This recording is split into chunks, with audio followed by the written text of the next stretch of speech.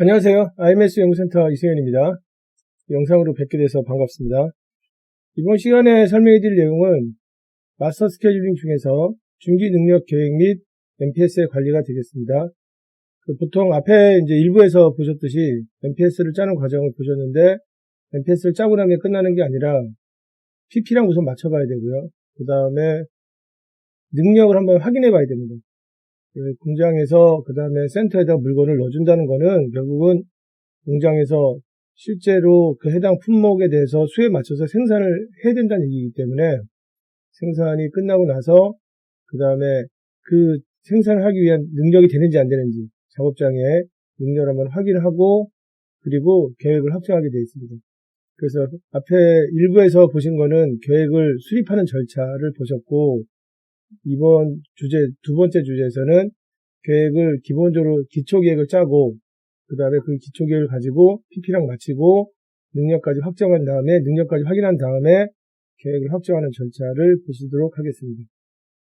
그리고 이제 계획을 수립하고 나면 계획의 변수들이 생길 수 있는데, 그 변수가 생겼을 때 계획 담당자가 어떻게 처리하는지, 예를 들어서 특정 기간에 엔드아이템의 수요가 갑자기 많아진다든가, 아니면 또 공급에서 문제가 생긴다든가 했을 때 계획 담당자가 어떻게 일을 처리하는지, 그거를 MPS 관리의 주제로 묶어서 설명해 드리도록 하겠습니다.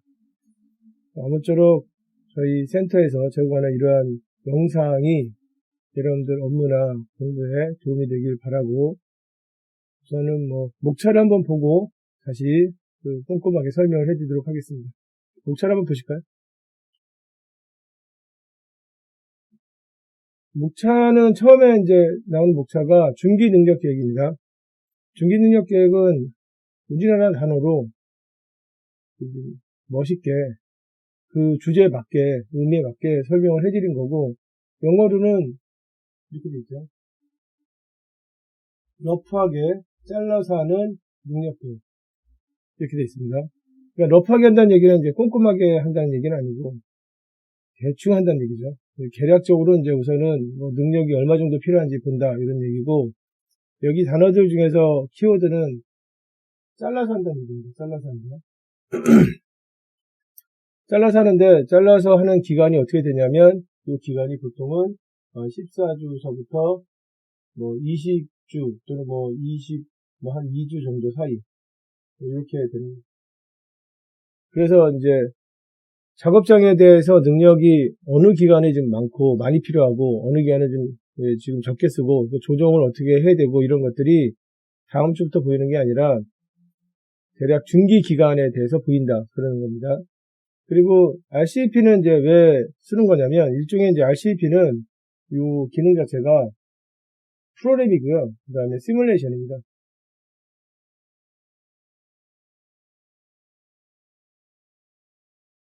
그래서 원래 절차를 다시 한번 설명해 드리면, MPS를 짜는 절차는 여기 이제 간단하게 설명해 드리면, 첫 번째가 초안을 짭니다. 초안.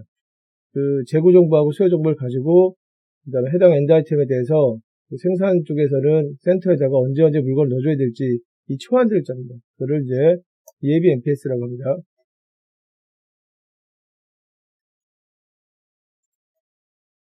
이제 이걸 짜고 나면, 그 다음에 두 번째가 예비 MPS 짜고 나서 그 정보들을 가지고 작업장에서는 어느 정도 일을 해야 될지 RCCP를 돌려요.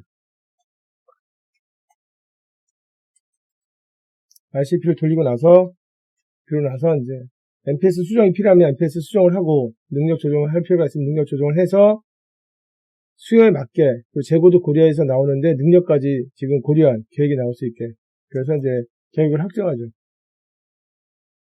MPS를 조정한 다음에 그 계획을 확정합니다. 그 계획을 확정한다는 걸 이제 뭐라고 하는 거냐면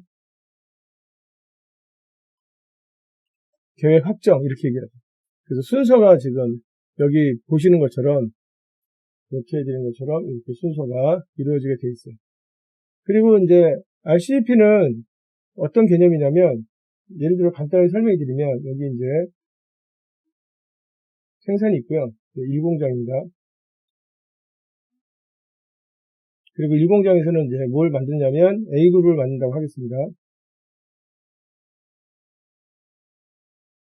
A그룹 만드는 거에 대해서는 뭐 많이 보셨죠. 그리고 이제 그 중에 이제 아이템에 A1도 있고, A2도 있고, 뭐 등등도 있습니다. 그리고 이제 여기서 공급을 받는 센터는 뭐 3군데 정도로 하겠습니다. 3군데가 더 될 수도 있고, 3군보다 적을 수도 있고, 3군데 정도로 하겠습니다. 그리고 공장은 여기 자재창고, 그 다음에 작업장, 그 다음에 여기 화재분 창고, 첫 번째 작업장이 웍센터 100번 작업장, 두 번째가 웍센터 200번 작업장, 이렇게 되어 있고요. 그 다음에 재료가 들어가서 이제 만들어지고, 그 다음에 100번 작업장 거치고, 200번 거치고, 결과물이 나오겠죠, 그죠? 결과물이 나오면 이제 뿌려지는 거예요. 이쪽이 이제 뿌려지는 겁니다. 이 뿌려지는 계획이 MPS죠. MPS고, 뭐 간단하게 설명해 드리면, 재료가 들어갈 때 한 4주 정도 걸리고요. 그 다음에 100번 작업장에서 만들 때 1주 정도 걸리고, 그 다음에 200번 작업장에서 만들 때 1주 걸리고, 뿌려지는 거는 지금 센터가 가까운 데는 2, 3일 만에 갈 수도 있고, 아니면 센터가 멀면 2, 3주 정도 걸릴 수도 있거든요. 그래서 공장은 어디에 있는 거냐면, 뭐, 베트남에 있는데, 베트남에 있는 공장에서 아시아 지역에 있는 센터에다가 물건을 공급한다. 그런데 이제, 여기는 예를 들어서 그냥 간단하게 다 2주씩 걸린다고 하겠습니다. 2주씩. 얘가 2주씩 걸린다. 라고 하면, 그러면, 결과적으로 이제, 그 생산을 해서 센터에다 물건 넣어주는 계획, MPS가 이제 만들어지는 거죠. 네, 만들어지는데, 이때 공장에서는 어떤 게 있냐면, 작업장들 중에서, 100번 작업장이, 100번 작업장인데, 그 표시를 해주겠죠. 100번 작업장이 능력이 좀 아슬아슬해. 기계로만 작업을 하고, 그 다음에 작업 자체가 지금 반제품을 만드는 작업이 좀 난이도가 있고, 근데 이제 기계가 계속 쉼없이 돌긴 돌아야 되는데, 아슬아슬해. 그러니까 전체 공장의 능력은 100번 작업장에 지고 있는 거예요. 그러면 지금 여기 그림에서 보시는 것처럼 물건을 이 각각 사이트에다 보내기 전에 몇 주 전에 생산이 이루어지는 거냐면 100번 작업장은 4주 전에 이루어지죠. 그러니까 100번 작업장에서 만들어서 1주, 그 다음에 200번에서 만들어서 1주, 보낼 때 2주씩 걸린다면 100번 작업장에서 실제로 이 MPS를 달성하기 위해서는 4주 전에 일을 해야 되잖아요. 그 RCAP는 뭐냐면 MPS 정보를 만들고 나서 그 다음에 결국 100번 작업장에서 이 정도 보내려면 4주 전에 일을 해야 되니까 4주 전에 작업량이 얼마 정도 걸린지를 알 수 있잖아요. 여기가. 물론 이제 보내는 거는 여기 A1도 보내고 A2도 보내고 뭐 등등등 여러 가지 엔드한테 보내는데 그거는 작업장에서 하나 만들 때 시간이 얼마 정도 걸리는지를 그 테이블을 만들어서 그 테이블이 이제 BOR입니다. BOR 테이블을 만들어서 그래서 100번 작업장에서는 예를 들어서 A1을 하나 만들 때 A1과 관련된 거 하나 만들 때 뭐 0.3시간 정도 걸린다. 그 다음에 A2와 관련된 작업을 할 때는 뭐 0.4시간 걸린다. A3와 관련돼서는 그 0.2시간 걸린다. 이런 식으로 이 자원 계획표를 만든 다음에 그 다음에 MPS를 다 짜고 나서 그 다음에 이 MPS가 달성되려면 4주 전에 만들어야 되니까 실제로 만약에 MPS가 22주짜리가 나왔다 그러면 18주에 생산을 해야 되잖아요. 여기서는 그죠? 여기 4주를 빼서 그래서 MPS 정보를 가지고 작업량을 계산을 해서 작업량을 이제 나중에 이렇게 환산을 하겠죠. 왜냐면 보통 작업장의 능력은 시간으로 표시하지 개수로 표시하지 않잖아요. 그래가지고 이렇게 지금 이제 비화를 가지고 환산을 해서 어느 기간에는 작업이 많이 걸려서 능력을 넘어가는지 그러니까 예를 들어서 이런 그림이 나오겠죠. 여기가 이제 능력이 이렇게 쭉 되면 그러면 이제 해제하는 기간마다 작업량이 이렇게 그림이 표시되겠죠. 이런 그림이 표시가 돼서 그래서 이제 여기가 예를 들어서 지금 뭐 11주 그 다음에 12주 쭉 해가지고 언제까지 보는 거냐면 한 20주까지 본다든가 그러면 요 기간이 중기라는 거죠. 중기. 이렇게 중기에 대해서 이 해당 작업장 공장의 능력을 쥐고 있는 작업장에 대한 능력을 파악한 거에 대해서 작업량을 그림을 이렇게 나타내 주는 게 RCEP입니다. RCEP는 여러분들이 어떤 뭐 사람이 개입을 해서 중간에 어떤 뭐 지금 의사결정하고 이런 거라고 생각하실 수도 있는데 그런 건 아니고요. 그냥 프로그램입니다. 프로그램. 어떤 걸 그려주는 프로그램이냐면 결과물이 여기 이제 그 제가 마지막에 그려드렸던 능력하고 그 다음에 막대 그래프죠. 이 지금 작업량을 보여주는 프로그램입니다. 그러면 마스터 스케줄러가 이걸 보고 여기 지금 이제 요 기간에는 작업량이 좀 많이 걸리고 근데 빈자리도 있잖아요. 그죠? 그러면 이제 이걸 조정을 하고 조정이 정 안 되면 그러면 MPS를 조정을 해야죠. MPS를 조정해서 MPS를 이제 능력에 맞게 넣어주죠. 그러니까 다시 말하면 RCCP까지 돌리기 전에는 MPS가 확정되는 게 아니에요. 그러니까 앞에서 지금 일부에서 보신 건 예비 MPS 짜는 걸 보셨는데 예비 MPS를 짜고 나서 PP랑 반드시 맞춰야 되고요. 그러니까 수정이 계속 이루어진단 말이에요. 그리고 이제 RCP라는 걸 시뮬레이션 돌려야 돼요. 돌려서 그래서 작업장의 능력을 가능한 비슷하게 쓸 수 있게 능력에 맞춰서 쓸 수 있게 만들어 줘야 되는데 그때 여의치 않으면 그러면 MPS 값을 조정해 줘야 됩니다. 조정해서 확정해주는 계획을 확정해주는 이런 순서를 거치게 되어 있습니다. 뭐 결과물이 지금 여기 보시는 것처럼 마지막에 그 막대 그래프이기 때문에 결과물은 이 결과를 만들어내려면 뭐가 필요하냐면 능력 개선이 있어야 되고요. 작업장에 대해서 여기 이제 우선은 그 문제가 되는 작업장이 확인돼서 100번 작업장에 문제가 있다. 그러면 100번 작업장에 대해서 능력을 계산하고 그 다음에 MPS 정보를 가져다가 MPS 정보가 이제 보통 26주까지 나오잖아요. 그러면 결과적으로는 그 작업장에 대해서는 여기가 MPS 정보가 26주까지 나오면 작업장에 대해서는 22주까지는 작업량이 나온단 말이에요. 작업량이 나오기 때문에 22주 다음 주부터 해서 22주까지 그림을 그리는데 실제로 왜 여기 이제 11주부터 그림이 나오냐 그러면 그 1주부터 10주까지는 요거는 이제 우리가 단기라고 하는데 이 1주부터 10주까지의 그림은 그러면 RCP로 그릴 수 있는데 실제로 왜 11주부터 그리느냐 1주부터 10주까지는 이 작업장에서 실제로 지금 A1이나 A2나 A3를 만드는 게 아니라 A1이나 A2나 A3에 들어가는 반제품을 만든다면 1주부터 10주까지는 그 반제품에 대한 구체적인 생산 계획 가지고 이 그림을 그릴 수가 있어요. 여기 있는 이 그림을 이제 우리가 로드 프로파일이라고 하는데 이 로드 프로파일을 실제 이 작업장에서 만드는 반제품을 가지고 생산 계획을 가지고 그릴 수가 있어요. 그게 CRP예요. CRP라는 프로그램이 있어요. 그래서 1주부터 10주까지는 CRP가 나오고 그 다음에 예를 들어서 이제 CRP는 10주까지밖에 그림이 안 그려진다. 그러면 11주부터 20주까지를 이제 RCP로 이제 그리는 거죠. 저 그림을. 그 얘기는 해당 작업장 자체가 중요하기 때문에 20주 전부터 능력 계획을 잡아 나가겠다. 그래서 가능한 한 20주까지 보면서 근데 가까운 기간에 이제 CRP 생산 계획을 가지고 CRP가 나오고 그 다음에 중간 기간은 RCP를 그려서 그래서 20주까지는 그 지금 이제 능력을 지금 이제 보고 능력에 맞춰서 작업량이 어떻게 떨어지는지를 봐서 그래서 만약에 능력에 문제가 생기면 뭐 미리 능력을 조정하든가 능력을 조정하는 게 여의치가 않다면 그러면 해당하는 MPS를 조정해서 애당초 처음부터 작업장에는 그 작업자의 능력에 맞게 일이 쫙 들어가게 이렇게 이제 만들어주는 거죠. 그리고 이제 이러한 접근 방식을 쓰는 이유는 본질적으로 계획이 지금 수요를 보면서 만들어지거든요. 여기 수요를 보고 그 다음에 이제 여기 계획이 만들어지잖아요. 여기 수요를 보고 그 다음에 이제 여기 재고를 보고 두 개를 보고 만들어지잖아요.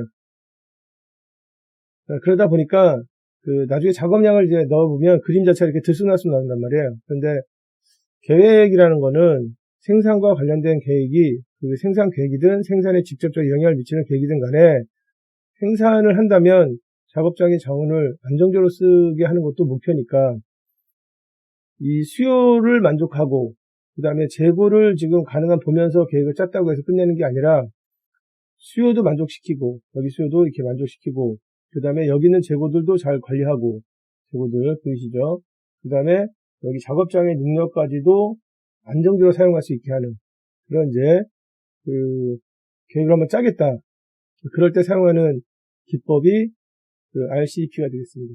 그 RCP는 이제 그림은 어디까지 그려지냐면 중간 기간, 중기 기간. 그래서 보통 이제 13주 넘어서 그래서 그 26주 사이, 이 사이에 중기에 대해서 이제 그림을 그려주고 CRP는 나중에 이제 그 CRP를 또 설명해 주는 장이 있겠죠. CRP에서는 다음 주부터 10주까지 단기 이렇게 그려집니다. 만약에 작업장이 능력 조정이 좀 원활하게 좀 편하게 좀 돼 있다. 그래서 한 2달 전이면 다 능력 조정이 가능하다. 그러면 굳이 RCP를 빌릴 필요는 없습니다. 그런데 우리는 그 공장이 대량 생산 공장인데 특히 백번 작업장 같은 경우에는 뭐 숙련도가 높은 사람들이 일을 한다든가 아니면은 기계가 거의 풀 가동으로 하루에 24시간, 뭐 이제 24시간 다 돌진 않거든요, 사실은.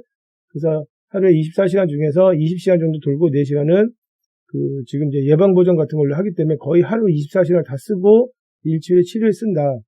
그런 작업장이 있다. 그런 작업장을 우리가 핵심 작업장이라고 하거든요. 크리티컬 워크센터. 이 핵심 작업장이다. 그러면은 RCP를 돌릴 필요가 있겠죠. 그리고 MPS는 앞에서 일부 했었던 MPS는 사실은 초안입니다. 초안입니다. 예비 MPS라고 해서 초안이고 RCP까지 다 확인해 봐야 돼요. PP 마치고 그 다음에 RCP까지 확인한 다음에 그 다음에 계획에 대해서 이 정도면 수요도 만족하고 재고도 지금 이제 만족하고 재고도 이제 원하는 수준대로 관리가 되고 그리고 능력까지 확인했다. 그래서 이제 계획을 확정하는 겁니다. 그러다 보니까 계획이 어떻게 나오냐면 수요도 만족하고 재고도 만족하고 능력까지 고려한 계획이 나오는 거죠. 그러면 예전에 계획을 안 짤 때는 어떻게 하느냐? 예전에 이런 계획을 안 짤 때는 그냥 공장만 계속 돌려요. 그래서 보통 생산 쪽에서 그런 개념은 60년대, 70년대 개념이거든요. 60년대, 70년대 개념인데 지금 우리가 2020년, 2030년 여기에 바라보고 있는 데서 뭐 스마트 팩토리 이렇게 얘기하는 데서 이야기하기는 좀 뭐하긴 하지만 아직까지도 현장에서는 그런 사고를 가진 사람들이 좀 있어가지고 공장 가동률을 잘한다고 해서 회사가 생산을 잘하는 게 아닙니다. 생산을 한다는 거는 본질적으로는 수요를 만족시켜야 돼요. 수요를 만족시키고 또는 생산을 통해서 뭐가 생성되냐면 재고가 만들어지기 때문에 재고를 보면서 생산해야 돼요. 근데 그 두 가지만 본다고 생산 계획이 잘 만들어지느냐? 그게 아니라 수요도 보고 재고도 보면서 동시에 그거를 만드는 공장 또는 그거를 만드는 공장 안에 중요 작업장의 능력까지 확인해서 가능한 중요 작업장의 능력도 거의 100% 다 활용을 하고 그 다음에 수요는 다 만족시키고 그러니까 수요를 보면서 공급이 되게 해주고 그리고 재고는 계획을 짜니까 미리 이제 공급을 미리 볼 수 있잖아요. 그래서 뭐 26주까지 볼 수 있으니까 재고는 우리가 원하는 수준으로 관리해주고 왜냐면 앞에서 일부에서 여러분들 그 예비 MPS 짜는 걸 보셨지만 PAB라고 해서 재고가 쭉 보이잖아요. 그래서 그게 플래닝 타임펜스 안에 들어오면 계획을 수정할 수는 없지만 사실은 계획 기간이 26주고 플래닝 타임펜스는 길어봐야 8주 정도 돼요. 8주에서 10주 정도. 그러니까 8주에서 10주 정도까지는 이미 다 세팅이 된 상태. 다시 말하면 PP도 만족하고 RCP 능력까지 다 돌린 상태여야 되지만 나머지 지금 11주부터 26주 거기 있는 기간들은 뭐 자유롭게 수정해도 되잖아요. 수정을 해서 가능한 수요도 만족하면서 재고도 많이 갖지 않으면서 능력까지 지금 고려한 그런 계획을 만들어내는 거죠. 계획을 만들어낸다는 게 그런 의미거든요. 그 과정에 RCCP라는 게 사용된다. 단어를 보면 이제 RCCP라는 단어가 여기 보면은 좀 그냥 거의 현장에 쓰는 용어로 나왔기 때문에 우리나라에서는 중기 능력계 이렇게 좀 의역해서 사용합니다. 그래서 이 중기 능력 계획 짜는 절차를 배우실 거고요. 많이 설명이 드렸으니까 우선 이해를 좀 돕기 위해서 설명을 드렸으니까 이거를 기준으로 해서 절차를 보시면 될 것 같습니다. 그 다음에 두 번째 보시면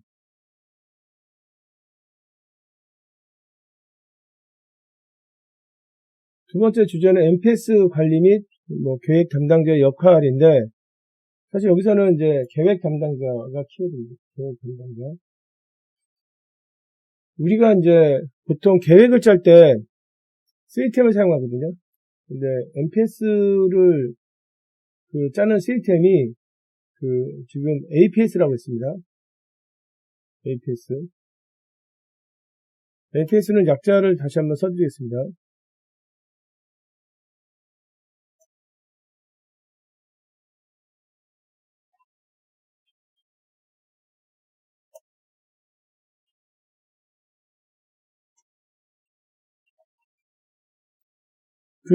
보면은, 미국에서는 APS라고 부르고, 그러니까 이제 프로그램 이름이에요. MPS를 짜는 프로그램 이름이 APS라 부르고, 그 다음에 유럽에서는 SAP에서는 이제 SAP는 뭐 독일 솔루션이니까 APO라고 부릅니다.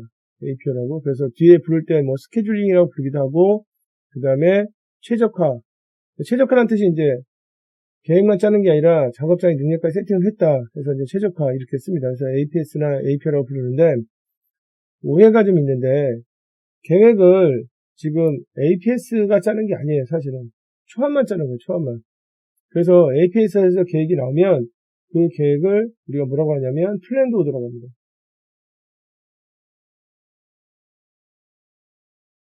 플랜드 오더라는 게 그냥 순수한 계획이죠. 계획이고, 그 다음에 이 플랜드 오더를 보고 계획 담당자가 이렇게 해도 될까? 이렇게 따져봐. 이것저것 따져봐요. 따져서 그 계획에 대해서 뭘 한 거냐면 확정을 합니다.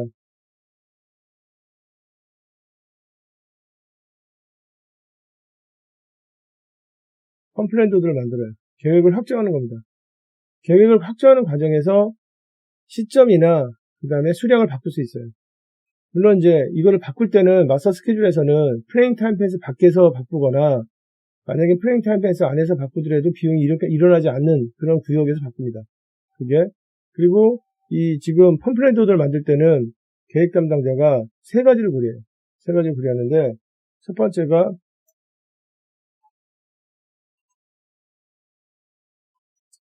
이걸 커스터머 서비스라고 하는데 이게 무슨 얘기냐면 이 계획들을 하게 되면 수요가 정상적으로 잘 처리가 될 것인가 이런 걸 생각해요. 그 다음에 두 번째는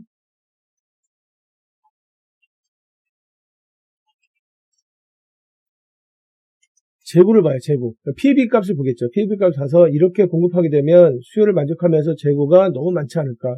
잘못하면 이제 많아질 수 있거든요. 수요는 출렁출렁 거리기 때문에. 근데 공급은 이제 항상 일정하게 이루어진단 말이에요. 그래서 공급량이 랏사이즈인데, 랏사이즈가 예를 들어서 300이다, 또는 500이다, 그러면 수요가 어떻게 움직이든 간에 모자르면 500씩 넣거든요. 300이면 300씩 넣고, 그러다 보면은 어느 기간에서는 재고가 많아질 수 있단 말이에요. 그러면 플래너가 그걸 보고 이제 그 값을 조정할 수 있죠. 그래서 이때는 원래는 정상적일 때는 수요가 정상적일 때는 뭐 300개 넣는데 이때는 수요가 좀 적을 때이기 때문에 100개 넣는다든가 이렇게 조정을 해주죠. 그 다음에 세 번째가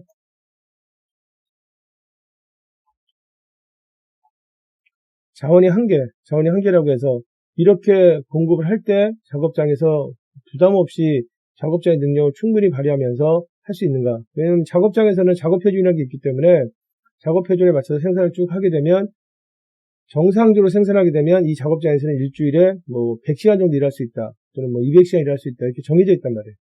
그러니까 작업장의 능력이라는 게 뭐 이렇게 들쑥날쑥 움직이는 게 아니에요. 작업 표준이 있고 그 표준 시간이 있기 때문에 그거대로 생산을 하게 되면 그러면 작업장에서는 정상적으로 일주일에 100시간 정도 한다. 그리고 이제 작업 표준뿐만이 아니라 뭐가 있냐면 작업장의 능력이라는 게 있어요. 생산성. 그래서 효율과 그다음에 이용률 같은 게 있기 때문에 그거를 고려해서 보면은 작업장은 뭐 일주일에 50시간 일한다. 100시간 일한다. 그렇게 정해져 있단 말이에요. 근데 그거를 그 안에서 생산을 이루어지게. 근데 그 안에서 하기보다는 그 능력에 맞춰서 생산이 이루어지게 해줘야 된단 말이죠. 그래서 이제 그 플래너가 계획을 보고 나서 따지는 게 뭐냐면 이 세 가지를 따집니다. 다시 한번 말씀드리면 MPS에서 나오는 플랜드 오더는 이 세 가지를 따지진 않아요. MPS에서 나오는 플랜드 오더는 뭐만 따지냐면 요것만 따집니다. 그러니까 수요가 보고 수요가 없으면 넣어주는 개념이에요. 계획 한번 일부에서 다시 한번 계획을 한번 다시 보시면 아시겠지만 그냥 재고하고 그다음에 수요를 비교해서 그게 주문이든 예측치든 간에 비교해서 만약에 재고가 좀 부족하다 그러면 무조건 MPS가 들어가게 돼 있거든요. 그러니까 수요만 만족하게 돼 있단 말이에요. 그런데 좋은 계획이라는 거는 수요도 만족하고 이거는 당연한 거죠. 이건 이제 당연히 필수적인 거고 그 다음에 그 부가가치적인 부분으로 비용을 고려해야 되지. 재고도 좀 적게 갖고 그 다음에 작업장의 능력도 안정적으로 쓸 수 있는 그렇게 계획을 짜줘야 되는데 그렇게 계획을 짤 때 이런 역할을 해주는 게 누구냐면 사람의 역할입니다. 사람의 역할. 그래서 계획은 사람이 짜기 때문에 아직까지 사람의 영역이고 여러 가지 그 시스템에 들어갈 수 없는 정보들을 이용해서 사람들이 의사결정을 해주는 거기 때문에 계획 담당자가 이러한 의사결정을, 다시 말하면 계획 확정을 얼마큼 잘하느냐에 따라서 수요를 만족하면서도 재고를 얼마큼 가져갔느냐, 그 다음에 작업장의 능력을 얼마큼 안정을 썼느냐, 이게 달라지게 돼 있어요. 사람의 영역이죠, 아직까지는. 그 다음에 계획을 확정한 다음에 때가 되면, 그래서 이제 그 값이 이제 디맨드 타임 펜스에 가까워지거나 디맨드 타임 펜스 안에 들어가게 되면 어떻게 되는 거냐면 릴리즈 되는 거죠.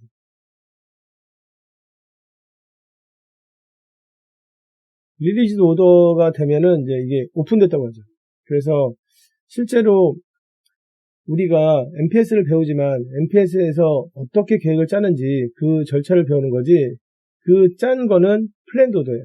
플랜도더고 플랜도더를 다 일일이 수정해 줘야 돼요. 다 수정을 해서, 그래서 어떤 계획을 만들어내야 되냐면 수요만 만족하는 게 아니라, 여기 수요만 만족하는 게 아니라 재고도 고려하고 그 다음에 그 지금 능력까지 고려한 그런 계획을 만든 다음에 때가 되면 진행, 이렇게 가야 되죠. 네, 그렇게 되니까 결과적으로 계획이 어떻게 나오는 거냐면 수요도 만족하지만 비용도 최소화되는 계획이 나오게. 이거는 PP를 짤 때도 마찬가지고, PP도 그랬었죠, 그죠? 계획을 짤 때 재고 유지비하고 그 다음에 능력 조정 계약 같은 걸 그랬잖아요, 그죠? PP에서도 PP에서도 마찬가지고, 그 다음에 MPS 당연한 거고, 그 다음에 나중에 생산 및 구매 계획 짤 때 MRP라고 생산 및 구매 계획 짤 때도 마찬가지입니다. 그 생산 및 구매 계획의 경우에는 MRP를 짤 때는 ERP를 쓰거든요. ERP라는 프로그램을 쓰는데 그 ERP가 다 해주는 게 아니에요.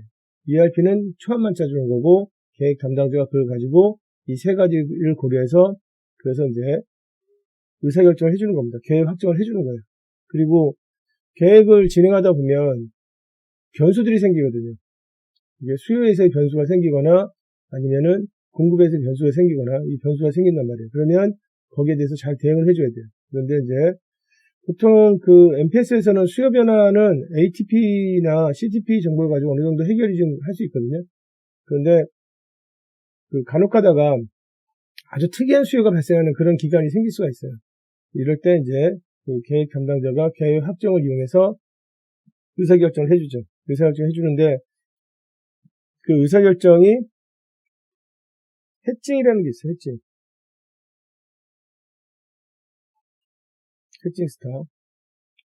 이거는 이제 특정 사이트에 수요가 갑자기 확 올라가는 그런 기간이 생기면 그 전에 물건을 좀 많이 넣어준단 말이에요. 계획 확정을 통해서. 그러니까 원래는 나 사이즈가 300인데 그 기간이 들어가게 되면 수요가 좀 많아질 것 같아요. 그러면 계획 담당자가 이제 300개 대신에 뭐 900개를 보낸다든가 600개를 보낸다든가 이렇게 보내주는 겁니다. 그러니까 예를 들어서 이런 거죠. 공장은 베트남에 있고 공장에서 만드는 물건이 한국에 들어오는데 한국에서는 명절이 다가오면 수요가 확 늘어요. 그러면 계획 담당자가 명절 앞에서는 그 지금 보통 300개씩 보내다가 명절 앞에서는 600개를 보내거나 900개를 보내주는 거죠. 아니면 좀 미리 보내주는 거지. 그 명절 때쯤에 혹시라도 물건이 없어서 또는 이제 그 전에 수요가 막 일어나는데 그 대응하지 못하면 문제가 되니까 그 전에 미리 좀 보내주는 거죠. 한 2, 3주 전에. 그런 게 해칭입니다. 해칭. 그래서 수요의 변화에 대해서 위험이 생기면 그 위험을 대응할 수 있도록 그렇게 재고를 미리 이제 보내주는데, 역시 그것도 마찬가지로 컴플레인트 오더를 통해서 해주는 거고요. 그 다음에 또 뭐가 있냐면 패깅이라는 게 있어요. 패깅이라는 게 있는데, 이거는 어떤 거냐면 계획 담당자가 사실 직접 생산하는 건 아니잖아요. 생산은 계획에서 짜서 그 다음에 공장에서 뿌려주고 공장에서 이제 계획을 이제 맞춰서 생산해서 진행하는데, 공장에서 자원들이 여러 개가 있으니까 기계도 있고 뭐 사람도 있고 자재도 있고 이렇게 돼 있으니까 변수가 당연히 많이 있죠.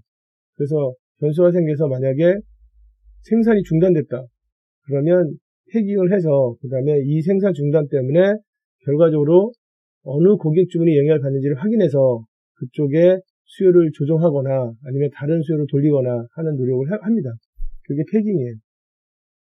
이제 기본적으로는 이제 계획 자체가 수요를 보면서 만들었기 때문에 공급 계획이 수요하고 이렇게 맞춰져 있거든요. 그래서 수요가 발생할 때쯤에 물건이 들어가기 때문에 이 공급이 문제가 생기면 어느 수요가 막힌다는 걸 알 수 있습니다. 그래서 그 수요 출처를 찾아서 그래서 연락을 해서 공급이 이런 문제가 생기니까 이 아이템보다는 다른 아이템으로 공급할 수 있겠느냐 이렇게 문의를 하거나 수요를 바꾸거나 아니면 수요를 이제 지금 조정할 수 있죠. 그래서 문제를 해결할 수 있습니다. 그래서 계획 담당자는 단순하게 계획만 짜는 게 아니라 계획에 어떤 변수가 생겼을 때 이런 역할들을 하게 돼 있죠. 계획 담당자 역할들이 이렇게 하게 돼 있습니다. 굉장히 중요한 역할을 하는 거죠. 지금 뭐 계획 담당자의 경우에는 예전에는 계획 담당하는 역할을 크게 보진 않았는데 지금은 계획 담당만 하는, 계획만 짜는 담당자들이 다 회사 안에 있고, 물론 이제 이 담당자가 혼자서 다 할 수도 있고, 계획을 짤 때. 그건 좀 힘들겠죠. 왜냐면 이제 계획에 대해서 이게 좀 인프라가 적은 회사들은, 이게 계획이라는 게 뭐 있어. 그냥 계속 공장만 돌리면 되는데, 이러면 계속 공장만 그냥 안 세우는 쪽으로 이제 자재만 계속 공급할 수 있게 그렇게 하는 사람도 있고, 그거는 이제 회사가 조금 아직은 이제 관리가 수준이 좀 떨어지는 회사들이고, 우리가 이제 알고 있는 뭐 글로벌 기업들, 우리나라에서도 글로벌 기업들이 많이 있잖아요. 그런 기업에서는 계획 담당자의 역할 자체가 정확하게 정의가 되어 있습니다. 정확하게 정의되어 있고, 그 다음에 담당하는 품목이 딱 정의되어 있고, 그 안에서 자기 역할을 하게 그렇게 되어 있어요. 그래서 계획 담당자한테 요구하는 게 계획을 짜서 얼마큼 이런 지금 불확실한 경우 잘 대응을 했느냐 이런 것도 확인하고, 그리고 계획을 하면서 재고를 얼마큼 줄였느냐. 그래서 계획 담당자의 성과 지표 중에 하나가 재고 보유 일수 또는 재고 회전율 그렇게 되어 있습니다. 그 다음에 공장 가동을 아니면 이제 지금 작업장 가동을 얼마큼 잘 했느냐. 그래서 애당초 계획 자체는 지금 수요를 만족하면서도 작업장의 그 작업량을 고려해서 작업 능력을 고려해서 작업량을 만들어낼 수 있거든요. 그래서 계획 담당자에 대한 이 요구사항 자체가 분명하고 회사는 이 계획만 별도로 짜는 담당자들이 딱 있는 거죠. 이제 그런 사람들이 이제 지금은 어느 정도 성장을 해서 회사에서 이제 이런 업무를 본 지가 점점 SCM이 이제 올라가는 거죠. 올라가서 계획을 하다가 그 다음에 전체 SCM에 대해서 뭐 세팅을 다시 하거나 SCM이 계속 이제 변하니까 그래서 새로운 신제품도 나가고 새로운 시장도 생기고 그러면 서플라이 체인을 또 만들어야 되잖아요. 거기에 대해서 통합시키고 통합 작업하고 정보 연결시키고 이런 일들을 하면서 성장하는 거죠. 지금은 이제 많이 성장했겠네요, 그죠? 보통 회사의 이제 부장급 정도? 그 정도로 이제 SCM 업무를 받던 사람들이 성장해 있겠네요. 그래서 다시 한번 말씀드리지만 MPS의 초안은 프로그램으로 짜지만 그 프로그램 이름은 이제 APS라고 했습니다. 이제 APS. 그래서 짜지만 그 짠 거는 그냥 초안이고 계획 담당자가 상황을 다 보면서 확정을 해줘야 돼요. 확정을 해줘야 됩니다. 확정을 하고 그 다음에 거기에 맞춰서 이제 진행을 하는, 확정된 게 진행되는 그런 과정이고, 확정하는 과정에서도 문제가 생기면 계획 담당자가 다시 이제 이걸 가지고 조정을 여러 가지 노력을 하죠. 대응할 수 있게. 자, 그 다음에 또 설명해 드릴 수 있는 내용은 지금 앞에 수업을 안 봤을 분들을 위해서 잠깐 설명해 드리는데, APS에서 이 단어 3개 중에 키워드는 지금 이 앞에 어드밴스입니다. 근데 어드밴스란 단어는 어떤 뜻이냐면 앞선, 진보된 이런 뜻이 아니라 사전에 이런 뜻이에요. 사전에.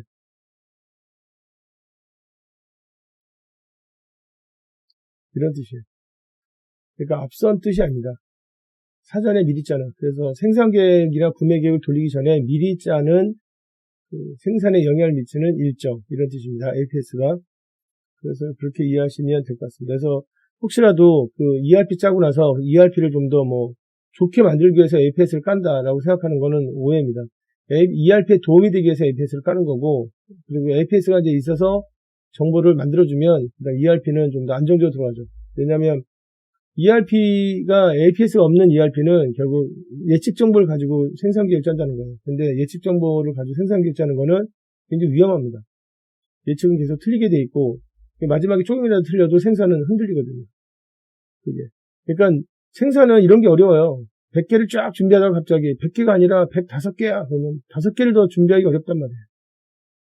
생산을 하는 사람들 입장에서는. 그렇죠. 왜냐하면 세팅이 다 돼서 쭉 진행하는데 갑자기 수요가 100이 아니라 105개야. 그러면 생산 흔들리죠. 못 만들어요. 그렇게. 그래서 수요가 변하지 말아야 돼요. 근데 수요가 어디부터 변하지 말아야 되냐면 재료를 사는 시점부터 변하지 말아야 돼요. 그래서 우리가 재료를 사서 만들 때까지 걸린 시간 자체가 총 6주 정도 걸린다. 재료 살 때 한 4주 걸리고 만들 때 한 2주 걸린다. 그러면 수요는 6주부터 변하지 말아야 돼요. 근데 6주부터 변하지 않게 하는 기술을 가지고 있는 게 이 MPS입니다. 그런 MPS를, 여기, MPS가 그런 기술을 가지고 있어요. 그 얘기는 이제 일부에서 설명드렸으니까, 일부에서 다시 한번 보시기 바라고, 일부에서 짠 이 MPS는 예비 MPS, 그러니까 초안이라고 했고, 초안을 가지고 계획 담당자가 다시 이렇게 계획을 확정하는 과정을 거쳐서, 그래서 진행하게 되면 오픈되는 거죠. 그래서 우리 보통 릴리즈 오더는 얘기가 자꾸 많아지네요. 이게 오픈 오더라고 합니다. 오픈 오더. 자, 계획 담당자 역할에 대해서 간단하게 개략적으로 설명을 드렸습니다. 슬라이드 보시기 전에 참고하시면 되셨으면 좋겠고요.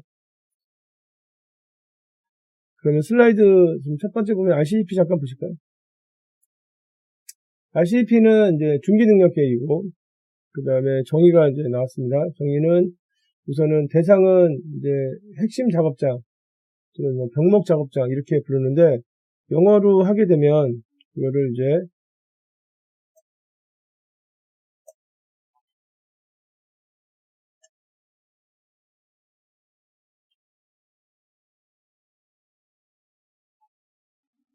이렇게 이제 불러줍니다. 크리티컬이라고 하거나 아니면 뭐 버틀넥이라고 하거나 그렇게 되고요. 그 다음에 보통 이제 공장에 한 개 내지 두 개 정도는 있어요.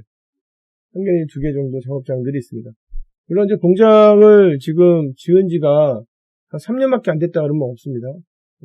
그렇게 되면 아직 공장 가동률이 안 올라오거든요. 안 올라오는데 공장을 운영한 지가 10년이 넘었고 뭐 거의 한 이제 지금 13년, 14년 정도 됐다 그러면 거의 이제 본궤도에 올라가거든요. 공장 자체가.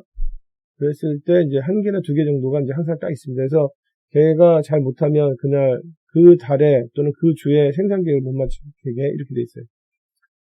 그리고 이제 이 작업장에 대해서만 능력을 확인하는 겁니다. 그래서 작업량에 대해서 능력이 되는지 안 되는지 확인하는 과정이 RCEP고요.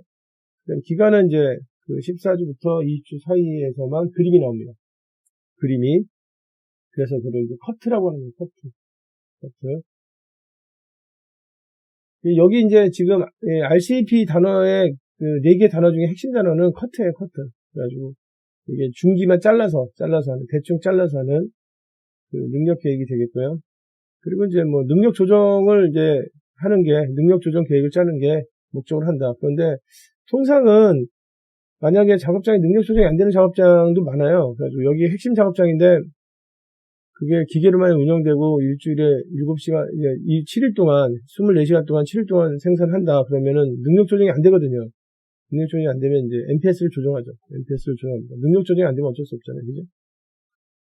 그 다음에 여기 지금 RCEP에서는 뭘 가져가는 거냐면 MPS 정보를 가지고 기준 계획을 가지고 작업량을 파악한다. 근데 이제 이때 이제 문제가 이제 뭐냐면 여기서 이제 하나 생각해야 될 게 뭐냐면 작업장 예를 들어 있어요. 여기가. 그래서 이제 얘가 만약에 워크센터 뭐 100번 작업장이에요.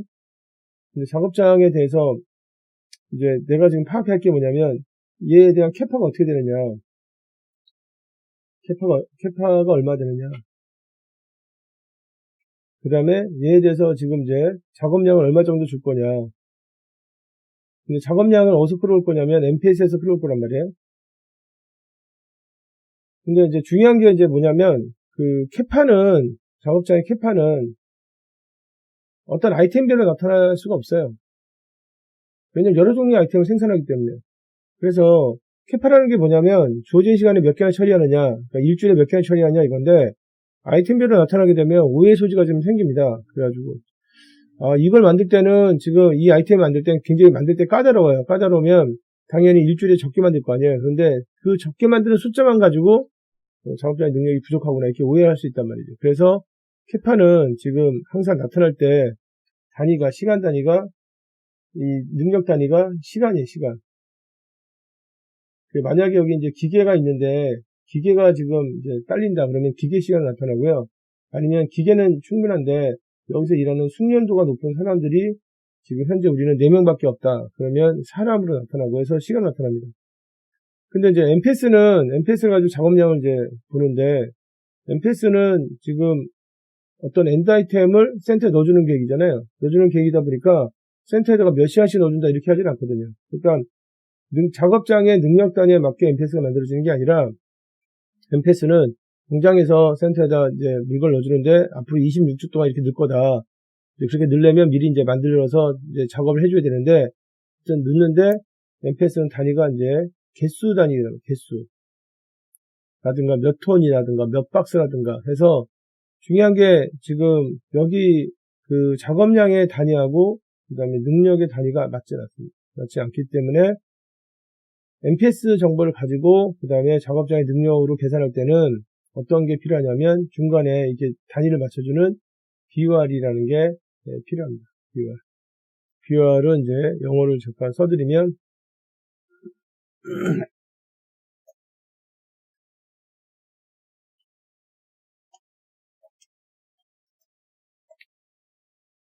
이 BOR 정보가 필요합니다. 그래서 예를 들어서 만약에 MPS가 어떤 아이템에 대해서 지금 만들어지고 있냐면 회사에서 뭐 엔드 아이템 종류가 많겠죠. 근데 이제 여기서 예를 그냥 간단하게 A1, 그 다음에 A2, 그 다음에 A3 세 개의 아이템에 대해서 MPS가 만들어졌다. 사실은 실제는 더 많습니다. 그런데 이제 그냥 이렇게 만들어졌다 그러면 BOR은 뭐냐면 워크센터 100번 작업장에서 A1과 관련된 작업도 하고 A2와 관련된 작업도 하고 A3와 관련된 작업을 하는데 실제로 그 지금 A1과 관련된 작업할 때는 0.3시간, A2와 관련된 건 0.2시간, 그 다음에 A3는 0.1시간 이렇게 시간이 걸린다. 그래서 여기 이제 시간으로 환산할 수 있게 이 환산표를 만들어줘야 돼요. 환산표, BOR을. 이게 굉장히 중요합니다. 이 BOR을 구성하는 거는 계획 담당자가 구성하는 거기 때문에, 그러니까 다시 말하면 이 시스템에서 자동적으로 구성되는 게 아니라 사람이 구성하는 거기 때문에 BOR은 신경을 써줘야 돼요. 이 BOR 자체가 잘못 구성이 되면 너무 작게 되거나 너무 크게 되면 뭐가 왜곡되는 거냐면 작업량이 왜곡되는 거죠. 작업량이 왜곡되게 되면은 그러면 작업장에서 지금 잔업이 필요한데 아니면 능력을 넘어가지고 이제 능력 조정이 필요한데 능력 조정이 필요 없는 것처럼 보이죠. 그러니까 계산상에서는 충분히 할 수 있다 이렇게 나오는데 현장에서는 아니 계획을 이렇게 짠 거야. 이렇게는 못 만드는데 이런 일들이 생길 수 있죠. 또는 이제 BOR을 너무 크게 만들어 버리면 작업장에는 잔업을 막 주는데 그런데 현장에서는 잔업시간에 노는 거죠. 그러니까 BOR이 정확하지 않으면 이 과정이 흔들린단 말이에요. 이 RCP 과정 자체가 흔들린단 말이에요. 그래서 BOR을 정확하게 구성을 해줘야 됩니다. 그래서 실제 100번 작업장에서는 A1이나 A2나 A3에 대한 무언가를 만들겠죠. 뭐 반제품을 만들 수도 있고 아니면 진짜 뭐 엔드아이템을 만들 수도 있지만 이때 이제 이 표준 시간이 하나 만들 때 걸리는 표준 시간이 정확하게 명시가 돼 있어야 됩니다. 명시가 돼 있어야 그래야 이제 뭐 다음 주에 아니면 뭐 10주 뒤에 20주 뒤에 뭐 A1, A2, A3를 몇 개씩 만들어야 된다. 그렇게 되면 그게 BOR을 통해서 정확하게 계산돼서 작업량이 여기에 있는 작업량이 정확하게 계산이 되는 거예요. 이게 작업량. 아니 작업량이 정확하게 계산돼야 나중에 그 능력 계획 의미가 있는 거 아니겠어요? 자, 그렇게 해서 이해하시면 되겠고요. 다음 페이지 보실까요? 절차 보겠습니다. 절차는 우선은 핵심 작업장의 주별 처리량을 계산합니다. 주별 처리량과 관련돼서는 우선은 이제 두 가지를 얘기할 수 있겠죠. 주별 처리량은 우선은 이제 능력을 얘기하는 거고요.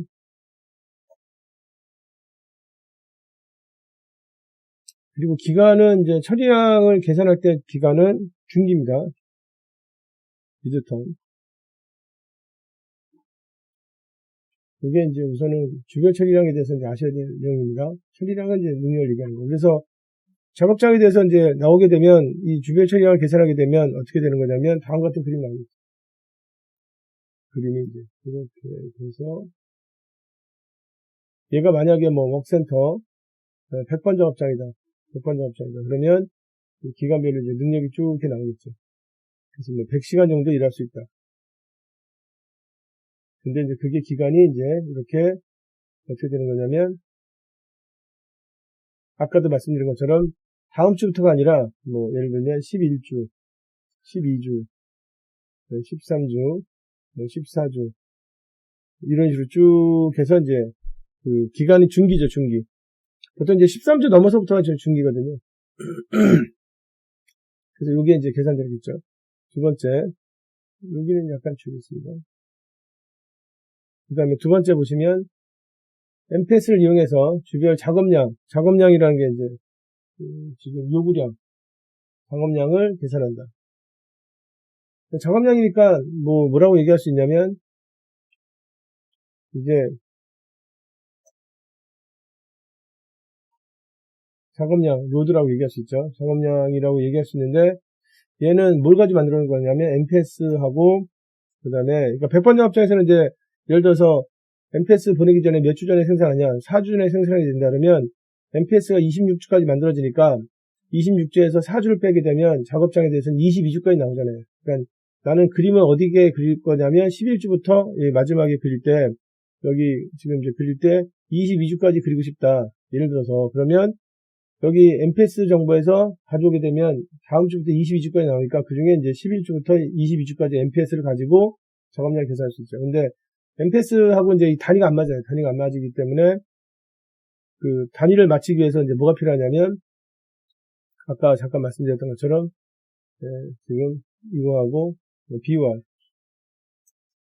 비월이 필요하죠. 그래서 MPS하고 비월이 붙어서 그래서 이제 주당 이제 작업량이 만들어지죠. 만들어지게 되면 어떻게 만들어지냐면 거의 100% 이렇게 만들어집니다. 11주 약간 이제 여유가 있고 12주 약간 여유가 있고 13주 넘치고 그 다음에 14주 넘치고 15주 약간 여유가 있고 뭐 이런 식으로 그림이 이제 나와요. 이렇게 그림이 이제 이런 식으로 나옵니다.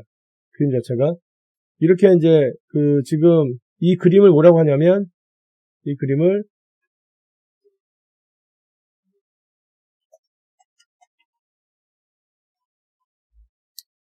그 RCEP에서 그린 로드 프로파일이라고 그렇게 부르고요. 그 다음에 이 그림 자체가 어떻게 나냐면 능력하고는 전혀 상관없이 그려지거든요. 능력선을 고려해서 그려지는 게 아니라 그냥 작업장에 이 정도 작업이 걸린다. 그게 그래서 이렇게 그려지죠. 이렇게 이제 그려지죠. 그래서 이걸 이제 줄여서 뭐 RCEP 프로파일이라고 하기도 하는데 그 RCEP에서 그린 로드 프로파일이 나오고 그리고 로드 프로파일을 그리는 방식은 지금 이제 무한 작업 할당이라고 해서 작업장의 능력이랑 상관없이 이제 그래프가 나옵니다. 그래프가 이렇게 나오게 되면 그러면 세 번째는 당연히 플래너가 이 마스터 스케줄러죠. 스케줄러가 이 계획을 짜는 플래너가 조정하겠죠.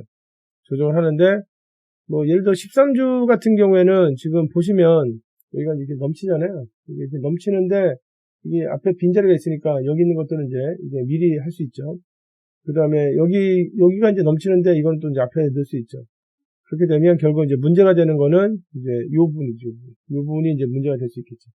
요 부분이 이제 문제가 되게 되면 그 부분에 대해서는 이걸 잘라버리든가 결국 이제 잘라버리면 이제 그거 같아지는 거예요. 같아지는 거. 그래서 이제 잘라버리든가 아니면은 이거를 능력을 조정해서 올리든가 이렇게 합니다. 그래서 결과적으로 그림을 어떻게 만드는 거냐면 그림을 이제 여기 잠깐 지우겠습니다. 이렇게 쭉 잘라져서 그래서 그림 자체가 작업자의 능력이 이렇게 되면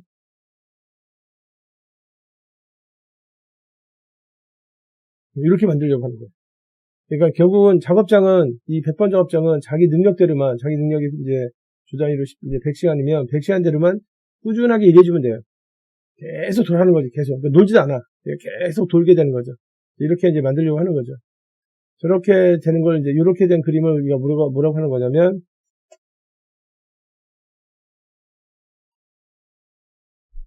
작업 평준화라고 합니다. 작업 평준화를 시켜서 그래서 작업 평준화를 어디에 맞춰주는 거냐면 작업장의 능력에 맞게 평준화를 시키려고 하는 거예요. 작업장의 능력에 맞게 평준화를 시켜서 그래서 작업장이 그냥 100% 다 잘 돌 수 있게 이렇게 이제 만들어주는 거죠. 그래서 로드 레벨링을 이제 시키기 위해서 이 지금 절차를 그림을 이제 그려주는 거예요. 그래서 능력 계산하고 그 다음에 작업량 계산하고 그럼 결국 이 과정 자체가 되게 정확해야 되거든요. 정확해야 되는데 작업량을 계산할 때는 그래서 이 지금 작업량을 계산할 때 어떻게 방법을 쓰는 거냐면 원래 능력 계산하는 방법이 두 가지가 있는데 이걸로 쓰는 게 좋습니다.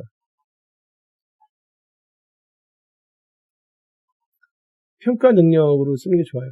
평가 능력을 써서, 지금 평가 능력은 계산 자체가 어떻게 됐냐면, 계산을 할 때, 여기가 이제, 지금, 가용 가능한 시간,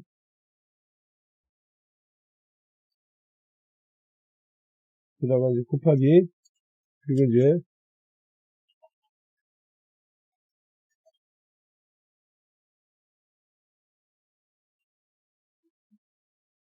이렇게 돼 있죠. 그래서 이제,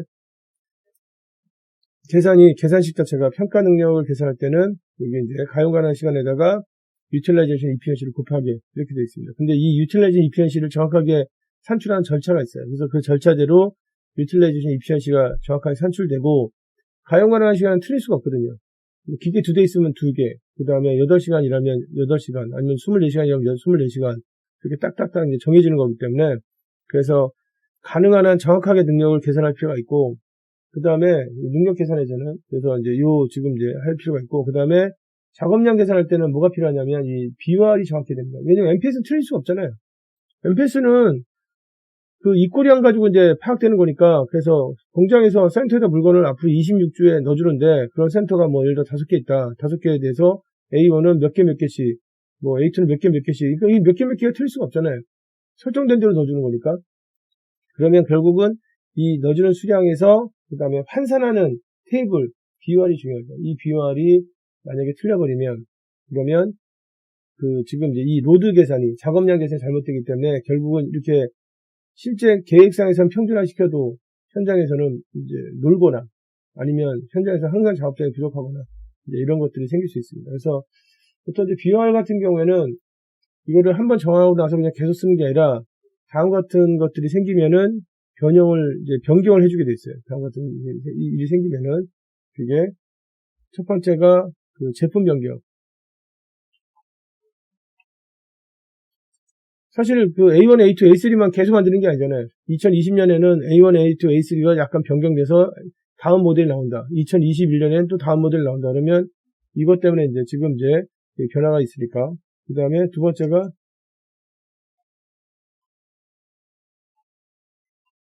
거의 같은 얘기입니다. 신제품 소개. 그러니까 신제품 투입이죠. 소개라는 단어는 이제 투입이 낫겠네요. 그죠? 그래서 신제품이 투입돼서 기존의 A1, A2, A3가 아니라 A4, 뭐 A5까지 들어왔다. 그러면은 이제 변화가 있어야 되죠. 그 다음에 공정 개선.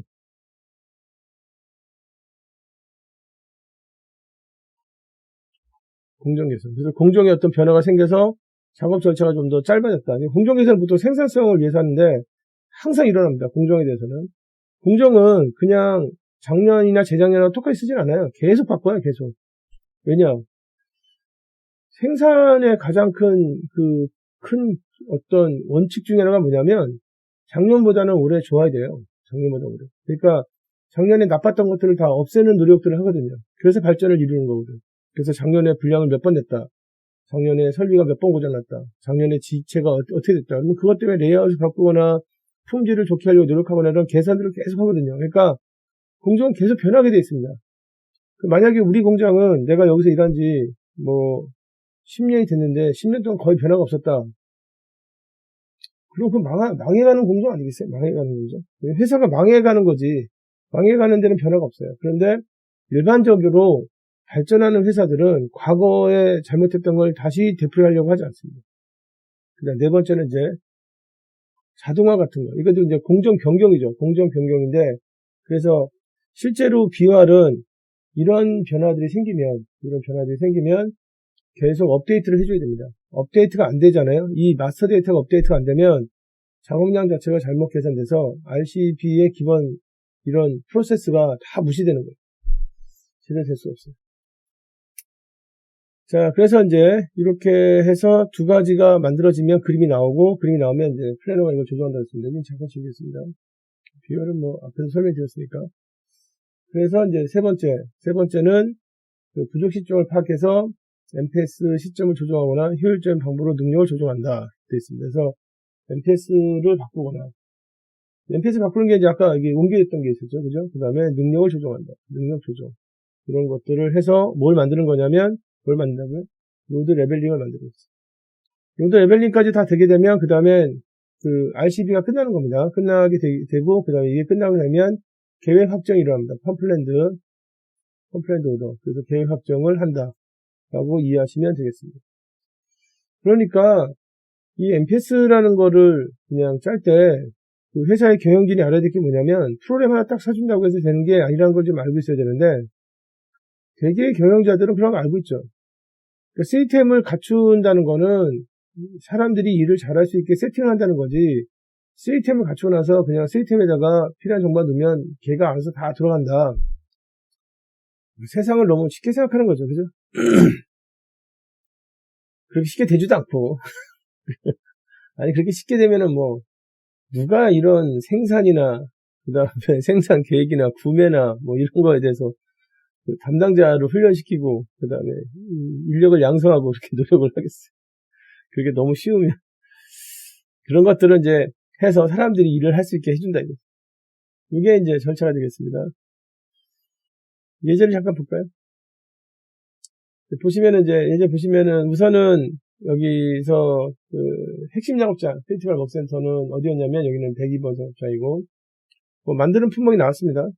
만드는 품목이 이제 나와가지고 만드는 품목 이걸 만든다. 그 다음에 이제 뭐가 나왔냐면 능력이 개선됐죠. 쭉 능력이 개선됐어요. 능력은 이제 능력 계산하는 거는 이미 자료가 있기 때문에 그 자료를 보셔서 확인하시기 바랍니다. 그 능력 계산하는 게 아마 여기 유튜브에 있는 내용들 중에서 제일 먼저 만들어진 자료일 겁니다. 1번 자료. 이제 능력은 기본적으로 여기서 나오는 숫자는 다 시간 단위다. 시간 단위고요.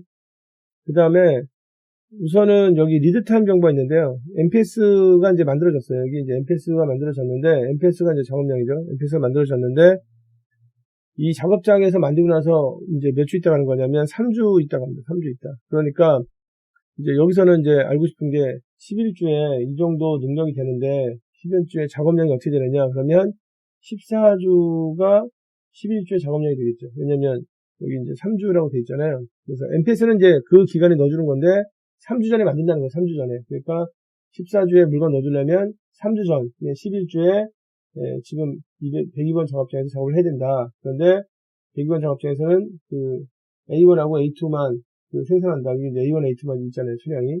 A3는 없고, 그죠? 근데 이제 15주에는 이제 어떻게 되냐면, 15주는 이제 여기 12주 작업량이 되겠죠. 3주 전에 만들어야 되니까. 그리고 이제 그때는 그 A1하고 A3를 만들죠. 그 다음에 16주의 MPS는 13주의 작업량이 되겠죠. 그래서 이제 리드타임 3주만큼 빼야 되는데, 빼야 되고, 그 다음에 이제 여기는 그 걸리는 게 뭐가 있냐면 단위가 이제 안 맞죠. 개수니까. 여기 있는 숫자는 다 개예요. 위에 있는 건 다 시간인데. 그래서 이거를 다시 이제 비화를 가지고 조정을 해주죠. 프로그램은 되게 단순하게 돼 있어요. RCP 프로그램은 회사에서 개발해서 짜거나 되게 비싸지 않습니다. 그 할 때 짜거나 아니면은 이게 비싸다는 게 많이 되겠어요. 아니면 그냥 담당자가 엑셀로 그냥 해도 돼요.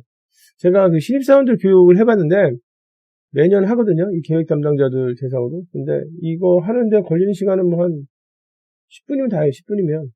아이템은 근데 이제 아이템이 좀 많아지면은 좀 시간이 좀 걸릴 수 있는데 그게 이제 아이템 많아질 때도 숙달이 되면은 금방 한단 말이에요. 그래서 이제 우선은 요거를 이제 다시 이제 뭐가 있어야 되냐면 시간 단위가 있어야 돼서 시간으로 보면은 비활이 나오죠. 비활이 나오는데 여기 보시면 102번 작업장이 이제 핵심 작업장인데 관련된 작업 품목은 A1, A2, A3다. 여기서 알아두실 게 뭐냐면 A1, A2, A3를 직접 만드는 게 아니라 A1이나 A2나 A3에 들어가는 무언가를 만들겠죠. 근데 거기서 지금 걸리는 표준시간은 A1의 경우에는 하나 만들 때 0.3시간. 근데 이게 사실 0.3시간이 정확한 게 아니에요. 왜냐면 작업을 하려면 작업 준비를 하고 그 다음에 처리량이라는 게 나오거든요. 그 처리량을 가지고 하는데 그 처리량까지 해서 평균 시간이에요. 요 0.3시간이라는 게. 그러니까 작업 준비하고 그 다음에 총 처리 시간을 가지고 처리량을 나눠준 거란 말이에요. 근데 처리량이 바뀌면 처리량이 약간 많아지면은 표준 시간이 약간 다운되고요. 처리량이 좀 적어지면은 작업 준비 시간은 그대로 있기 때문에 이 표준 시간이 약간 올라가게 돼 있어요. 근데 그런 것까지 반영되지는 못해요. 그래서 이런 게 이제 아주 디테일하진 않습니다. 약간의 이제 차이는 약간 나는데 여간에 이제 이렇게 시간들이 A1의 경우에 들어가는 것들은 0.3시간, A2는 0.2시간, AC는 0.2시간 이렇게 나왔다 이겁니다. 나오게 되면, 그러면은, 아까 MPS 정보를 이용해서, 그래서 이제 뭘 계산할 수 있냐면, 요구되는 능력이 결국 뭐냐면 작업량이죠. 요구되는 능력이 다른 말로 해서 작업량입니다. 로드죠. 작업량. 이걸 이제 뭐 작업량이라고 하기도 하고, 요구되는 능력이라고 하기도 하고, 그래서 이제 11주부터 18주까지, 여기는 이제 11주부터 18주까지 그리는 걸로 나왔는데, 이거보다 더 기간이 지금 이제 더 나갈 수도 있습니다. 그래서 이제 테이블 때문에 18주까지 그린 거고, 원래 뭐 한 22주까지 그릴 수도 있겠죠. 22주나, 또는 뭐 한 23주까지 그릴 수도 있겠죠. 그래서 이제 그거를 계산하고 나서 이제 비교해 보면, 비교하는 그림이 나오겠죠. 비교하게 되면 자연스럽게 이제 뭐가 그려지냐면, 다음과 같이 이렇게 막대 그래프가 그려지죠. 능력선하고, 그 다음에 기간별로 이제 1주부터 18주까지만 했으니까, 1주부터 18주까지의 막대 그래프가 나오죠. 이 막대 그래프 이름을 뭐라고 하는 거냐면, 윤곽도, 작업량에 대한 윤곽도, 그리고 대상이 되는 작업장은 어디냐면, 102번 작업장. 그래서 102번 작업장에 대한 작업에 대한 윤곽도가 나옵니다. 그런데 이거를 이제 그냥, 지금 이제 작업량에 대한 프로파일, 이렇게 얘기하죠. 요게 이제 RCP의 결과예요. 결과고, 지금 이걸 보고 나면 플래너는 이쪽이 약간 넘잖아요. 여기 이제 이렇게 넘는데, 이 넘는 거를 조정만 하면 되잖아요. 여기 이제 빈 자리도 다 보이니까. 그래서 이렇게 조정을 해주죠. 조정해주면 이제 나중에 지금 작업자의 능력하고 작업량이 거의 동일하게 들어갈 수 있겠네요. 이제 그걸 이제 로드 레벨링 이렇게 한다고 했습니다. 그리고 그림을 그릴 때 기본 원칙은 뭐냐면, 능력선하고 그 다음에 작업량이 이게 서로 이렇게 작업량을 그릴 때 능력선을 고려하지 않고 그냥 그려요. 그냥 그린 다음에 들쑥날쑥한 걸 보면서 이렇게 조정해 주는데, 작업량을 그릴 때 능력선을 고려하지 않고 그냥 작업량을 그냥 표시한 거, 이런 거를 우리가 다시 한번 써드리면, 이거를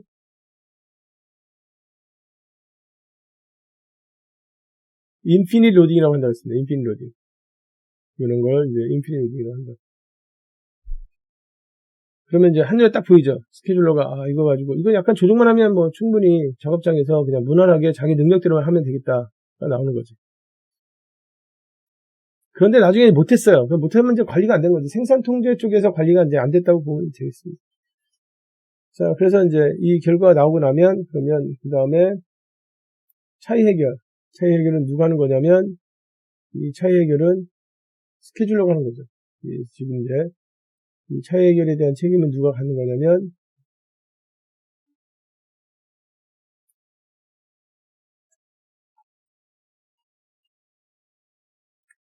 스케줄러가 책임을 가지고 이제 조정해 주는 겁니다. 차이 해결하는 방법들은 지금 보시면 계획 담당자가 하고 뭐 하는 일은 뭐 능력이 여유 있는 기간을 옮기거나 아니면은 능력을 효율적으로 증가시키는 방법을 쓴다. 그런데 증가시키는 방법들은 다음 같은 것들이 있습니다. 다음 같은 것들이 있는데, 이 중에서 가장 비용이 적게 드는 방식은 잔업이에요. 잔업이 이제 가장 비용이 적게 드는 방식입니다.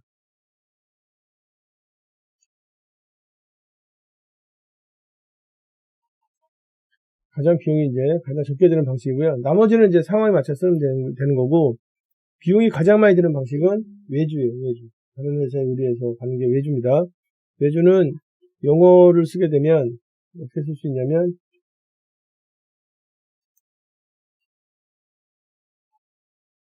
이렇게 쓸 수 있습니다. 아웃소싱이랑 다른 겁니다. 아웃소싱은 원래 우리가 안 만드는 거고, 외주는 우리가 원래 만드는데, 우리가 지금 여력이 없어요. 너무 여력이 없어서 다른 회사에 의뢰해서 만들어서 가져오게 해서 우리 제품을 이제 그 기간에만 우리 제품 마크를 붙여서 쓰는 겁니다. 그러다 보니까 아무래도 이제 미리미리 지금 주문을 해야 되고, 그 다음에 비용이 굉장히 오를 수 있죠. 우리가 전용 라인을 깔아서 우리가 만들던 게 아니라 다른 회사에 의뢰해서 하는 거니까 다른 회사는 또 준비를 해야 되잖아요. 그러니까 비용도 굉장히 많이 오르고, 그래서 보통 외주를 하게 되면 비용이 얼마 정도 오르는 걸로 되냐면, 미국의 경우에는 3.5에서 한 3.8배 정도 오른대요. 3.8배. 비용이. 그러니까 이제 우리가 만들 때 한 $10 정도 든다. 비용 자체가. 그러면 외주를 하게 되면 30달러에서 40달러 정도? 35달러 뭐 이렇게 된다 이거죠. 잔업 같은 경우는 보통 이제 2.2배에서 2.5배, 미국의 경우입니다. 우리나라는 다르겠죠, 그죠? 우리나라는 뭐, 이 사람들이 일해주는 시간을 사장님들이 너무 그냥 쉽게 생각해요. 그래가지고. 사장님들이 한두 시간 정도 더 일하는 거에 대해서는 그냥 당연히 회사를 위해서 해줄 수 있지 않을까 이렇게 생각하는데, 그거는 잘못된 생각이죠. 보통 사람들이 회사에서 일을 하는 거는 지금 자기 시간을 가지고 돈으로 바꿔가는 거거든요. 경제활동을 하기 위해서. 근데 그 시간이 왜 중요한 거냐면, 시간이 모여서 인생이 되는 겁니다. 그러니까 사장님이 본인들은 그렇게 생각 안 할 수 있어요. 당사자들은 저희가 뭐 1시간 정도 더 해드릴 수 있습니다 하더라도 사장님은 뭐에 대한 마음을 가지고 있어야 되냐면 내가 내 회사를 위해서 남의 시간, 남의 인생을 1시간 쓰는구나. 그거에 대해서 내가 꼭 간단하게 대가를 지불해야 된다. 이런 마음을 가지고 있어야 돼요. 그게 보통 이제 그런 마음을 가지고 있는 경우는 그런 마음을 가지고 있다 그러면 그냥 우리가 사람이라고 하죠, 사람. 근데 그런 마음이 없이 그냥 회사에서 당연히 한두 시간 정도 더 아니면 30분 정도 더 일을 할 필요가 있으면 남아서 일을 해줘야 되는 거 아니야? 뭐 이렇게 해서 그냥 한 사람의 인생을 쓴다. 그런 마음을 가지고 있다. 그 사람이 뭐 중간 매니저일 수도 있고 사장님일 수도 있고 뭐 하여튼 그런 사람이 이제 윗사람이다. 그러면 그 사람은 우선은 사람은 아니라고 봐야 되죠. 사람은 아니라고 봐야 되고 뭔가 정말 잘못된 생각을 가지고 있는 거고 그런 게 사실 잘못된 생각이면 누가 배워서 그런 게 아니잖아요. 자연스럽게 우러나서 그런 잘못된 생각을 가진 거니까 사람은 아니고 그냥 짐승? 뭐 이렇게 볼 수 있죠. 근데 하여튼 여하간에 뭐 이거는 우리나라 얘기고 미국 같은 데서는 일본이나 미국이나 뭐 지금 유럽에 있는 나라들은 이렇게 할 수가 없습니다. 애당초에 정확한 일을 주고 그다음 그 일에 맞춰 훈련을 시켜주고 그거대로 성과 측정해서 잘하면 또 보상을 해주고 못하면 또 다시 훈련시키고 거기에 맞춰서 이제 다시 조치가 이루어지고 하게 돼 있으니까 하여튼 뭐 이제 비용이 이렇게 든다고 합니다. 그래서 비용이 다르니까 당연히 만약에 능력을 조정한다 그러면은 제일 먼저 생각하는 건 잔업부터 생각하겠죠. 계획 담당자가 잔업을 생각해 이게 가장 비용이 좋게 되니까. 그래서 도저히 안 되면 이제 나중에 이제 어쩔 수 없이 외주는 이제 맨 마지막 수단이겠죠. 이건 이제 외국의 현실이고 우리나라는 그렇지 않을 수 있습니다. 그래서 그 차이를 해결한다. 여기까지가 이제 RCP 절차가 되겠습니다. 그래서 RCP는 다시 한번 정리해드리면 중기 능력 계획이고요. 그 다음에 해당하는 작업장은 핵심 작업장. 그러니까 정말 우리 공장에서 중요하다고 생각하는 작업장에 대해서 진행하는 계획이고, 그리고 프로그램입니다. 일종의 프로그램. MPS 정보를 가지고 하는 프로그램. 그래서 사실은 이제 프로그램이기도 하지만 이 안에 이제 프로그램이 정확하게 뭘 계산해줘야 되냐면 능력을 정확하게 계산해주고 작업량을 정확하게 계산해줘야 되는데 능력 계산할 때는 평가 능력을 쓰는 게 좋고 그 다음에 작업량을 계산할 때는 MPS가 결국 해당 작업장의 작업량이 되는데 그 값들 중에서 BOR이 정확하게 계산되어 있어야 돼요. BOR이 정확하게 계산되어 있어야 그래야 작업량으로 지금 표시가 돼서 그래서 지금 어느 기간에 작업을 어떻게 옮기면 그러면 작업장은 능력을 골고루 쓸 수 있다. 그래서 지금 MPS를 실행하기 전에 작업장의 능력을 딱 세팅해주는. 그리고 이제 기간은 아무래도 이 과정에서 MPS가 바뀔 수도 있잖아요. 바뀔 수도 있기 때문에 당연히 이런 시뮬레이션이 이루어지는 거는 계획 기간에서 보면은 보통은 플레인 타임패스 밖에서 이루어지죠. 그러니까 우리는 계획 기간이 26주인데 플레인 타임패스가 만약에 8주까지다, 10주까지다 그러면 만약에 10주면 11주부터 26주 사이에 있는 MPS 정보를 작업량을 가져와서 수정을 해서 플레인 타임패스 들어가기 전에 다 능력까지 세팅해 주려고 하는 계획이 중기 능력 계획, 영어로 하면 RCCP가 되겠습니다.